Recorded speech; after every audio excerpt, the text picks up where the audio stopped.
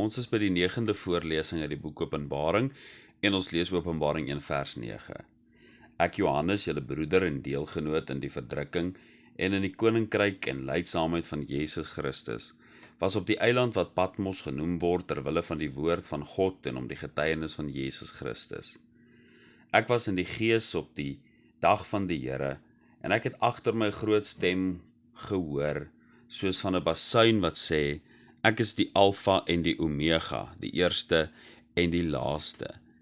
En skryf wat jy sien in 'n boek en stuur dit na die 7 gemeentes wat in Asië is, na Efese en Smyrna en Pergamus en Thyatira en Sardes en Philadelphia en Laodicea.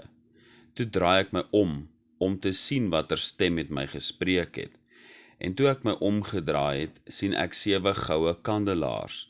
En tussen die 7 kandelaars een soos die seun van die mens, met 'n kleed aan wat tot op die voete hang, en gegord om die bors met 'n goue gordel. Sy hoof en hare was wit soos wit wol, soos sneeu, en sy oë soos 'n vuurvlam, en sy voete soos blink koper wat gloei soos in 'n oond, en sy stem soos die stem van baie waters. En in sy regterhand het hy 7 sterre gehou, en 'n skerp tweesnydende swaard het uit sy mond uitgegaan, en sy aangesig was soos die son wat skyn in sy krag. En toe ek hom sien, val ek soos 'n dooie aan sy voete, en hy het sy regterhand op my gelê en vir my gesê, moenie vrees nie, ek is die eerste en die laaste en die lewende. En ek was dood en kyk, ek leef tot in alle ewigheid. Amen. En ek het die sleutels van die koninkryk en van die dood. Skryf die dinge op wat jy gesien het, die wat is, sowel as die wat gaan gebeur. Die verborgenheid van die 7 sterre wat jy in my regterhand gesien het, en die 7 goue kandelaars, die 7 sterre, is die engele van die 7 gemeentes, en die 7 kandelaars wat jy gesien het, is die 7 gemeentes. Ons sien in hierdie verse die verheerlikte Christus. Die fondasie is reeds gelê in die eerste 8 verse van die boek. Wat volgende in die boek Openbaring afspeel, is indrukwekkend en asemrowend. Jesus word geopenbaar in sy verheerlikte staat. Johannes begin in vers 9 deur homself 'n broeder van die gemeente te noem. Hy verhef homself nie oor die openbaringe wat hy ontvang het nie, wat maklik die geval kon wees, 2 Korintiërs 12 vers 7. Om sy nederige posisie te bevestig, gee hy te kenne dat hy op gelyke grond met hulle staan. Hy noem dat hulle deelgenote is in dinge. In die verdrukking is hulle deelgenote in 3 dinge. As hulle ter wille van Jesus se naam verdruk word, hy ook. Hy is juis op die eiland Patmos as bandeling ter wille van die woord van God en die getuienis van Jesus Christus. Verder is hy deelgenote in die koninkryk. Hulle arbei saam om Jesus se groot opdrag uit te voer. Hulle staan daarom onder dieselfde gesag en heerskappy. Dit is ook in die koninkryksbegrip dat hulle verstaan Jesus is die koning en hulle die onderdane. Johannes sê daarom dat hy ook 'n dienskneg van koning Jesus is. Hierby is Johannes ook die gemeente se deelgenoot in lydsaamheid. Verdrukking is een ding, maar om deur lydsaamheid die verdrukking te aanvaar is 'n ander saak. Die woord lydsaamheid beteken om in die verdrukking geduldig op die belofte van Jesus se wederkoms te wag. Jakobus 5 vers 8 sê, julle moet ook geduldig wees, versterk julle harte, want die wederkoms van die Here is naby. Jakobus gebruik Job as 'n voorbeeld van lydsaamheid, Jakobus 5 vers 11.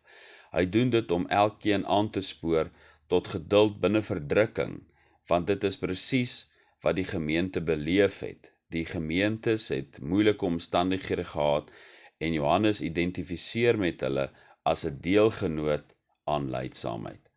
Johannes begin dan in vers 10 verduidelik wat plaasgevind het. Hy beskryf sy omstandighede deur aan te toon dat hy in die gees was op die dag van die Here. Die dag van die Here is die eerste dag van die week. In ons terme is dit die Sondag. Dit is kosbaar om te sien dat Jesus juis weer op hierdie dag aan Johannes verskyn het, terwyl dit sy gebruik was om op die eerste dag van die week aan sy disippels te verskyn. Die vroeë kerk het juis die eerste dag van die week die dag van die Here genoem, omdat Jesus opgestaan het op die dag en omdat hy voortdurend op hierdie dag homself geopenbaar het. Die vroeë kerk het hierdie dag daarom ook gebruik om by mekaar te kom, omdat hulle dit gehuldig het as Jesus se dag, daarom die dag van die Here. Johannes noem verder dat hy in die gees was.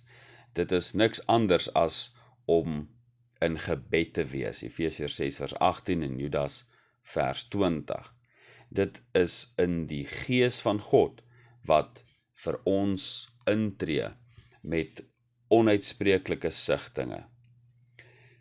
Johannes se belewenis neem ons na Jesaja 6, waar Jesaja in die tempel besig was om te bid, toe God aan hom verskyn en die gordyn van die hemel oopgetrek word. Wat Johannes dan verder sien en beleef, is lewensveranderend. Die volgende oomblik het hy 'n groot stem agter hom gehoor. Hoe het Christus se stem geklink? Vers 10 en vers 15 sê dit vir ons. Daar word 3 keer na Jesus Christus se stem verwys. Sy stem is 'n groot stem. Die oorspronklike woord vir groot is vanwaar ons die woord megafoon kry. Iemand benodig 'n megafoon om sy stem harder te maak. Jesus se stem het geen apparaat nodig nie, want sy stem is groot. Dit klink soos 'n bassein. Jesus se stem is daarom uitkenbaar, hard en duidelik, soos die stem van 'n aartsengel, 1 Tessalonisense 4 vers 16. Dit klink soos 'n donderslag, Johannes 12 vers 29. Dit is ook waarom Johannes dit beskryf, of die beskrywing van Jesus se stem neerpen, soos die stem van baie waters, Esegiel 43 vers 2. Dit oorheers enige ander klank wat gehoor kan word. Straks was Johannes iewers langs die kuslyn van die eiland in gebed en kon hy die geluid van die see hoor. Hierdie stem wat agter hom was egter iets veel meer oorweldigend as enige iets wat hy kon hoor. 2 Samuel 22 vers 14. Hy kon die stem van God nie mis nie. Dawid beskryf vir ons iets van God se stem in Psalm 29. Die krag van God se stem word ook beskryf met donderslae en die geluid van baie water. Die krag is so fenomenaal dat dit die seders van die Libanon breek. Groot bome skeer middeldeur soos weerlig wat 'n boom raaks sou slaan. Uit God se stem slaan daar 4 vlamme. Die woestyn bewe deur die stem van God. God se stem is so oorweldigend dat 'n dier wat dragtig is sal lam deur die skrik van God se stem. Blare sal van 'n bos afgeruk word weens die dinamiese mag van God se stem. Alhoewel ons dalk nie die volume van Jesus Christus se stem kan hoor nie, beteken dit tog vir ons dat dieselfde krag van sy stem vasgevang is in die woord van God. Wanneer ons die boek Openbaring lees, dan is dit soos 'n hamer wat ons teen die voorkop tref. Die boodskap hiervan is hard en duidelik, soos 'n donderslag wat ons hartklop opjaag. So is die krag van God se woord. Die boek Openbaring is God se woord en dit oorheers enige of elke klank of geluid van dagdromers, teeblaarlesers, fortuinvertellers en valse profete. God se profesie is waar en vas, het 2 Petrus 1 vers 19. Ons sal môre verder kyk en weer lees uit die boek Openbaring. Ons is by die 10de voorlesing uit die boek Openbaring en ons lees Openbaring 1 vanaf vers 9. Ek Johannes, julle broeder en deelgenoot in die verdrukking en in die koninkryk en lydsaamheid van Jesus Christus was op die eiland wat Patmos genoem word terwille van die woord van God en om die getuienis van Jesus Christus. Ek was in die gees op die dag van die Here en ek het agter my 'n groot stem gehoor soos van 'n basuin wat sê: Ek is die Alfa en die Omega, die eerste en die laaste, en skryf wat jy sien in 'n boek en stuur dit na die 7 gemeentes wat in Asië is, na Efese en Smyrna en Pergamus en Thyatira en Sardes en Philadelphia en Laodicea. Toe draai ek my om te sien wat stem met my gespreek het, en toe ek my omgedraai het, sien ek 7 goue kandelaars, en tussen die 7 kandelaars een soos die seun van die mens met 'n kleed aan wat tot op die voete hang, en gegord om die bors met 'n goue gordel. Sy hoof en hare was wit soos wit wol, soos sneeu, en sy oë soos 'n vuurvlam, en sy voete soos blink koper wat gloei in 'n oond, en sy stem soos die stem van baie waters. En in sy regterhand het hy 7 sterre gehou, en 'n skerp tweesnydende swaard het uit sy mond uitgegaan, en sy aangesig was soos die son wat skyn in sy krag. En toe ek hom sien, val ek soos 'n dooie aan sy voete, en hy het sy regterhand op my gelê en vir my gesê: Moenie vrees nie, ek is die eerste en die laaste en die lewende, en ek was dood en kyk, ek leef tot in alle ewigheid. Amen. En ek het die sleutels van die koninkryk en van die dood. Skryf die dinge op wat jy gesien het, dit wat is, sowel as die wat gaan gebeur. Die verborgenheid van die 7 sterre wat jy in my regterhand gesien het, en die 7 goue kandelaars, die 7 sterre, is die engele van die 7 gemeentes, en die 7 kandelaars wat jy gesien het, is die 7 gemeentes. Ons het reeds gesê en daarna gekyk hoe Jesus Christus se stem klink, soos die geluid van baie waters, soos 'n bassein ensovoorts. Ons staan vandag stil by wat het Jesus Christus gesê. Ons vind dit in vers 11, vers 17 en tot en met vers 20. Daar is hoofsaaklik 3 dinge wat Jesus Christus van homself verklaar in hierdie verse. Hy begin met die openingsverklaring wat Johannes reeds in vers 8 aangeteken het. Inteendeel, Jesus verwys 2 keer na die feit dat hy die Alfa en die Omega is, verse 11 en verse 17. Hy is die een wat daar was aan die begin en sal daar wees aan die einde van alle dinge, die eerste en die laaste. Daar word dan verder gesê dat hy die lewende is wat dood was en tog leef tot in alle ewigheid. Met wie het ons hier te doen? Jesus het self in sy aardse omwandelinge gesê dat daar baie valse Christusse in die laaste dae sal opstaan. Matteus 24 vers 24. Die ware Christus is hy wat aan die kruis ons sonde en straf gedra het, sy lewe afgelê het en na 3 dae weer opgestaan het. Die ware Christus het wonde aan sy hande en voete en sy. Hierdie liefdesdaad van Jesus het oorwinning oor die dood gebring.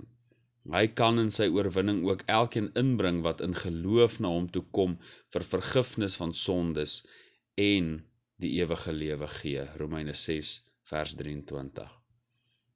Hy hou die sleutels van die doodryk en die dood in sy hande. In hom is die lewe en niemand kan gered word sonder Christus nie. Ons weet Johannes 14 vers 6, Handelinge 4 vers 12 en 1 Johannes 5 vers 12 leer dit vir ons. Hy is die lewensredder wat oor die see van verlorenheid kyk om die wat in geloof opkyk na hom uit genade te red. Bykomend tot wat hy van homself getuig het, het hy ook 'n opdrag gegee en 'n woord van bemoediging uitgereik. Die opdrag word omskryf in 2 woorde. Johannes word aangesê om te skryf en te stuur. Hy moet skryf wat hy met sy oë waarneem. Dit wat hy sien word opgedeel in 3 tye. Dit wat in die verlede lê, dit wat in die hede is en dit wat nog in die toekoms is. Vers 19. Hierdie inligting moet in 'n boek geplaas word en aan die gemeentes gestuur word. Die woord boek in Grieks is biblion. Dit is letterlik in Afrikaans Bybel. Hierdie Bybel moet in die hande van die gemeentes geplaas word, sodat hulle daaruit kan ontvang wat Jesus Christus aan hulle wil sê. Daarom dat ons na die Bybel verwys as die woord van God. Die Bybel bevat sy voorskrifte, raad, leiding, bemoediging en nog baie meer. Die bemoediging in hierdie teks is waar Jesus aan Johannes gesê het om nie te vrees nie, vers 17. Vrees vir Johannes kan hom beetpak en hom oorweldig. Dit is verstaanbaar in die lig van wat hy gesien en beleef het. Johannes was besig om te bid en dit was waarskynlik stil en rustig. Die volgende oomblik is daar 'n stem soos 'n bassein hier agter hom en toe hy sien wie met hom praat, was dit alles net te veel. Hierop moes hy bemoedig word. 'n Soortgelyke gebeurtenis is ook in die boek Daniël. Toe Christus aan Daniël verskyn het, het hy ook soos 'n dooie bewusteloos op sy aangesig geval, Daniël 10 vers 9. Hy moes ook aangeraak word en bemoedig word om nie te vrees nie, Daniël 10 vers 19. Dit is kosbaar om te weet dat ons niks het om te vrees as Jesus met ons is nie. Ja, vreeslik is dit om te val in die hande van 'n lewende God as mense ongehoorsaam is, Hebreërs 10 vers 31. Maar vir sy kinders is daar altyd troos en bemoediging. Nadat Jesus hierdie dinge gespreek het, het hy ook die verborgenheid van die 7 kandelaars en die 7 sterre geopenbaar, vers 20.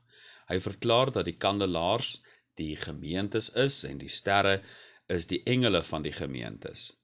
Die engele is die leraars van die gemeente. Die oorspronklike woord vir engel beteken boodskapper. Die engel is die een wat die woord aan die gemeente voorlees en verklaar. Die feit dat Jesus die verborgenheid hiervan bekend maak, wys ons op die waarheid dat hy die openbaarder van geheimenisse is. Nebukadneser het hierdie waarheid ontdek en het selfs na God verwys as die openbaarder van geheimenisse, Daniël 2 vers 47, nadat Daniël hom so aan God bekend gestel het in Daniël 2 vers 29. So kan ons ook vandag nie God se woord verstaan as dit nie aan ons deur die Gees van Christus, die Heilige Gees, geopenbaar word nie, Johannes 16 vers 13 en 1 Korintiërs 2 vers 14. God is self die openbaarder en verklaarder van sy woord. Ons sal volgende keer kyk na hoe het Christus gelyk. Ons is besig met voorlesing uit die boek Openbaring en wel by die 11de geleentheid. Ons lees Openbaring 1 vers 9 tot 20. En ek, Johannes, julle broeder en deelgenoot in die verdrukking en in die koninkryk en lydsaamheid van Jesus Christus, was op die eiland wat Patmos genoem word ter wille van die woord van God en om die getuienis van Jesus Christus. Ek was in die gees op die dag van die Here en ek het agter my 'n groot stem gehoor soos van 'n bassein wat sê: Ek is die Alfa en die Omega, die eerste en die laaste, en skryf wat jy sien in 'n boek en stuur dit na die 7 gemeentes wat in Asië is, na Efese en Smyrna en Pergamus en Thyatira en Sardes en Philadelphia en Laodicea. Toe draai ek my om te sien watter stem met my gespreek het. En toe ek my omgedraai het, sien ek 7 goue kandelaars, en tussen die 7 kandelaars, een soos die seun van die mens met 'n kleed aan, wat tot op die voete hang, en gegord om die bors met 'n goue gordel. Sy hoof en hare was wit soos wit wol, soos sneeu, en sy oë soos 'n vuurvlam, en sy voete soos blink koper wat gloei in 'n oond, en sy stem soos die stem van baie waters. En in sy regterhand het hy 7 sterre gehou, en 'n skerp tweesnydende swaard het uit sy mond uitgegaan, en sy aangesig was soos die son wat skyn in sy krag.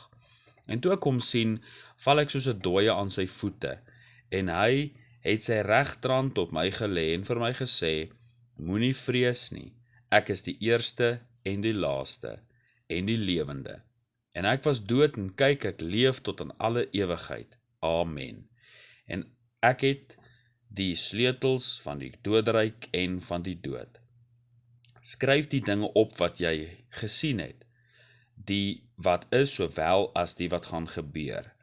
Die verborgenheid van die 7 sterre wat jy in my regterhand gesien het, en die 7 goue kandelaars, die 7 sterre is die engele van die 7 gemeentes en die 7 kandelaars wat jy gesien het, is die 7 gemeentes. Ons het reeds gesien dat Jesus se stem gehoor is soos 'n basuin, 'n groot stem. Ons het reeds ook stilgestaan by wat hy alles gesê het. Ons kyk nou hoe hy gelyk het. In vers 13 tot vers 16 word dit vir ons beskryf. Die seun van die mens is Jesus Christus, Daniël 7 vers 13 en Matteus 16 vers 13 sê dit vir ons. So het Daniël reeds Jesus se wederkoms gesien wanneer hy sê, en kyk, met die wolke van die hemel het een gekom soos die seun van 'n mens. Johannes sien daarom die komende koning in sy verheerlikte liggaam en verhewe staat. Johannes het Jesus ook gesien aan die kruis, waar sy liggaam uitmekaar geskeur is deur die Romeinse kat. Sy baard was uitgeruk, Jesaja 50 vers 6. Sy oë is met die vuis blou geslaan, Matteus 26 vers 67. Sy liggaam is verbrysel, dat hy nie as mens herken kon word nie, Jesaja 52 vers 14. Hy het geen heerlikheid meer gehad nie, Jesaja 53 vers 2. Soos Jesus in die graf as 'n groot vleeswond weggelê.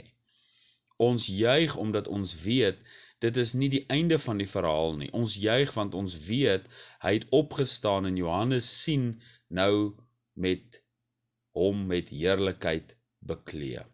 Sy voorkoms is totaal anders as daardie dag toe Jesus vir ons met sy bloed betaal het. Sy kleed hang tot op sy voete, met 'n goue gordel om sy bors. Die kleed waaroor die soldate aan die voet van die kruis voorgedobbel het, is lank reeds versluit en verruil vir 'n hemelse kleed, 'n kleed wat sy koninklikheid en priesterlikheid van getuig. Die opskrif bokant die kruis was waar, hy is die koning. Om Jesus se hoof en hare te beskryf, vergelyk Johannes dit met 2 dinge wat as maatstaf gebruik kon word om iets wat spierwit is te beskryf.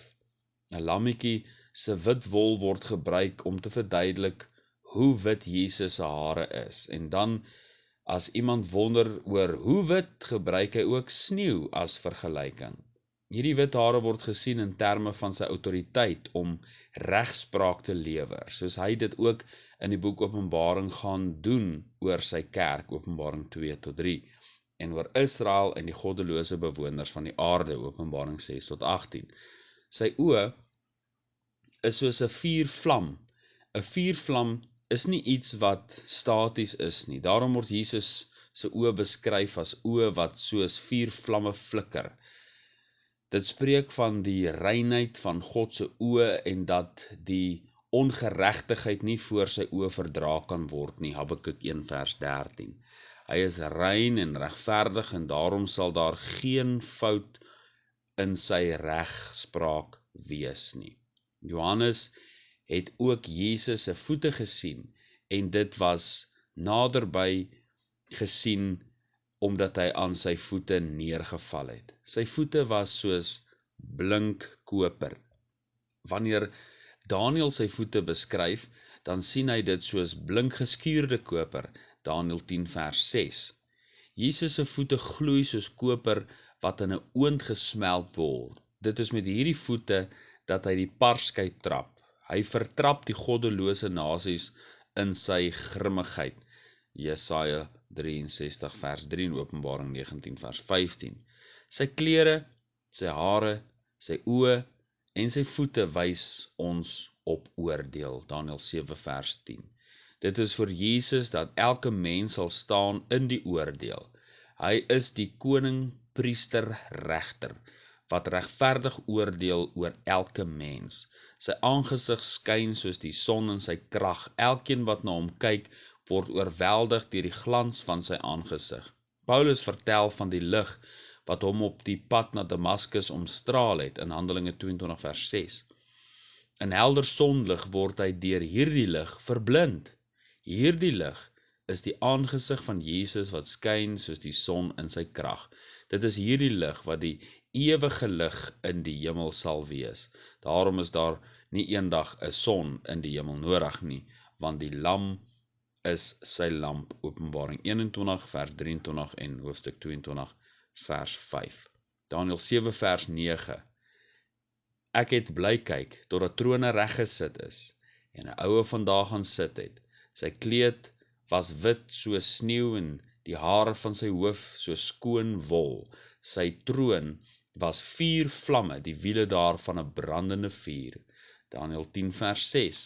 En sy liggaam was soos krisoliet en sy aangesig soos die geflikker van bliksem en sy oë soos fakkels van vuur en sy arms en sy voete soos blink geskuurde koper en die geluid van sy woorde soos die gedruis van 'n menigte.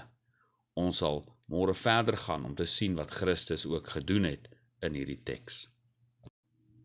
Ons is by die 12de voorlesing uit die boek Openbaring. En ons lees Openbaring 1 vanaf vers 9. Ek, Johannes, julle broeder en deelgenoot in die verdrukking en in die koninkryk en lydsaamheid van Jesus Christus, was op die eiland wat Patmos genoem word ter wille van die woord van God en om die getuienis van Jesus Christus. Ek was in die gees op die dag van die Here, en ek het agter my 'n groot stem gehoor soos van 'n basuin, wat sê, ek is die Alfa en die Omega, die eerste en die laaste, en skryf wat jy sien in 'n boek en stuur dit na die 7 gemeentes wat in Asië is, na Efese en Smyrna en Pergamus en Thyatira en Sardes en Philadelphia en Laodicea.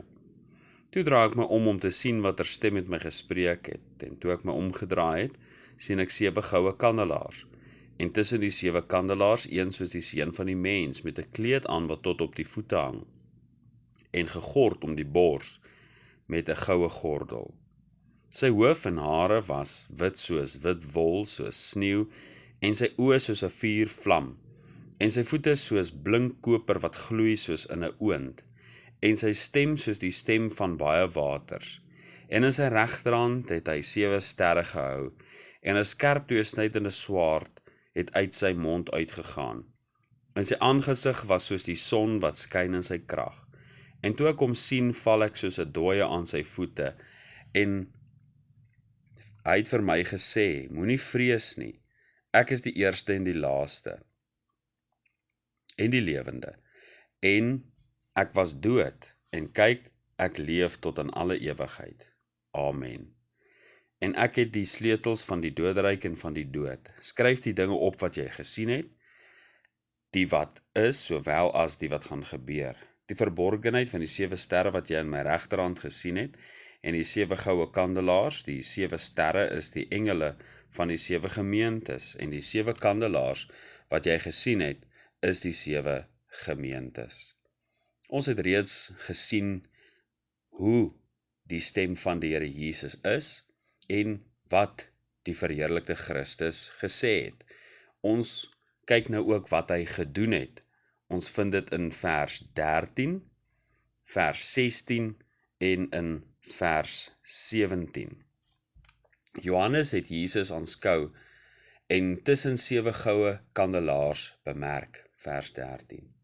Wat doen Jesus hier tussen sy gemeentes? Met die lees van hoofstukke 2 en 3 verstaan ons dat Jesus die gemeentes evalueer. Hy ken elkeen se werk. Die goeie werke en die slegte werke is vir hom bekend. En hy hou dit ook teen gemeentes wat nie hulle doel uitleef nie. Die gemeentes is kandelaars en so is hulle bestel om 'n lig te wees vir die wêreld, Matteus 5 vers 14. In hierdie krom en verdraaide geslag moet ons lig laat skyn, Filippense 2 vers 15. Telkens word gemeentes soos dowwe lampitte uitgebeeld. Dit is dan dat Jesus wat tussen die kandelaars is, die gemeentes en gemeente wil skoonmaak en heilig, terwyl ons weet hy sal die dowwe lampit nie uitblus nie, Jesaja 42 vers 3. Jesus is ook besig om iets in sy regterhand vas te hou, vers 16. Die regterhand was gesien as die sterk hand, die hand waarin krag is. Daarom dat die regterhand van God die reddende regterhand is, Jesaja 41 vers 10. Dit is binne die sterk hand van God dat hy die leiers en leraars van die gemeente vashou. Daniël leer ons dat God die een is wat leiers kan aanstel en afstel. Hy kan daarom leiers in die gemeente aanstel en uit hulle plek verwyder soos hy wil. Die leiers is in sy hand om te doen na sy welbehae. As kerkrade en leraars die gemeente van God skend, sal God hulle skend, 1 Korintiërs 3 vers 17. Dit is egter nie net negatief nie. Die waarborg dat die leiers in God se hand is, wys ons ook op sy beskerming en leiding. Hy stuur die leiers se harte na sy groter doel, Spreuke 21 vers 1. En hou elkeen vas dat niemand uit sy hand geruk kan word nie, Johannes 10 vers 28. Die inhoud van alles wat Christus Jesus gesê het is reeds behandel. Dit wys ons dat hy wel gepraat het. Dit word deur Johannes gesien as 'n skerp tweesnydende swaard wat uit Christus se mond uitgaan, vers 16. Die woord van God is daarom kragtig om vestings neer te werp, 2 Korintiërs 10 vers 4. Dit dring deur tot die diepste wese van 'n mens se siel, Hebreërs 4 vers 12.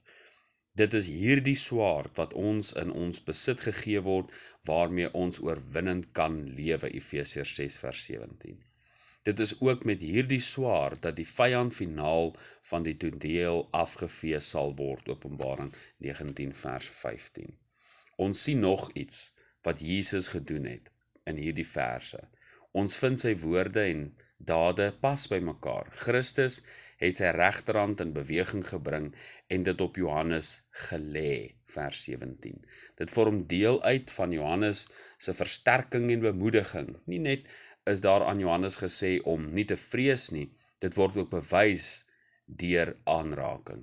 Dit is soos 'n vriend wat sy hand op iemand lê om deur fisiese kontak die persoon te bemoedig. Ons weet reeds dat Johannes 'n vriend van Jesus Christus is, aangesien Jesus sy openbaring aan Johannes gee. Johannes 15 vers 15. Wat 'n wonderlike vriend het ons in Jesus Christus. Ons vra nog 'n laaste vraag, wat die teenwoordigheid van Christus teweeggebring het, voordat ons dan klaarmaak met Openbaring hoofstuk 1. Vers 17 vertel ons wat sy teenwoordigheid teweeggebring het. Vir 62 jaar het Johannes nie 'n oog op Jesus Christus gelê nie. Johannes het Jesus in sy vernederde liggaam gesien, hy het Jesus na sy opstanding gesien, maar nog nie weer nadat hy opgevaar het na die hemel nie. Dit moes daarom 'n geweldige oomblik gewees het, toe Johannes na hierdie lang tyd weer sy geliefde meester sien. Dit behoort vir elke mens 'n oorweldigende gebeurte te wees om Jesus te sien. Die reaksie van hierdie verskyning was dramaties. Johannes het soos 'n dooie aan Jesus Christus se voete geval, en hy wat eens aan die bors van Jesus geval het, Johannes 13 vers 25, val nou aan sy voete. Daniël beskryf sy reaksie op die verskyning van God in Daniël 10. Hy noem dat sy gelaatskleur verander het, al die krag het uit sy liggaam verdwyn. Hy het weens die stem van God bewusteloos op die grond geval. Die woorde het uit sy mond gevlug, want hy het stom geword. Hy noem dat hy selfs deur krampe oorval is, en dat sy asem weggeslaan is. Dit alles in Daniël 10. Ongelukkig word daar vandag in kerke nagemaakte ervarings opgedis, 'n soort atmosfeer om mense onder die indruk te bring dat God teenwoordig is. Hulle kweek daarom 'n emosioneel belaaide atmosfeer en verkoop dit as God se teenwoordigheid. Wanneer die mens dan by die kerk uitloop, getuig hulle van 'n wonderlike gevoel wat hulle gehad het. Dit wat ons in die Bybel beleef wat God se teenwoordigheid is egter anders. Die reaksie op God se teenwoordigheid is dikwels eers vrees en bewering. Habakuk 3 vers 16 leer dit vir ons. Dit word gevolg deur 'n diepe besef van ons onreinheid, onwaardigheid en onheiligheid, Jesaja 6 vers 5. Dit bewys God se teenwoordigheid eerder in trane, berou en bekering, en nie altyd 'n lekker gevoel en ekstase nie. Dit is my gebed dat God by u sal kom stil staan in die bestudering van Openbaring en dat die gevolg berou en bekering sal wees, dat ons dieper en dieper gewas sal word met die bloed van Jesus, na mate God homself aan ons deur sy woord openbaar, soos Johannes 15 vers 3 ons leer en 1 Johannes 1 vers 7. Dit is dan die einde van hoofstuk 1, as die Here wil sal ons môre voortgaan met Openbaring hoofstuk 2.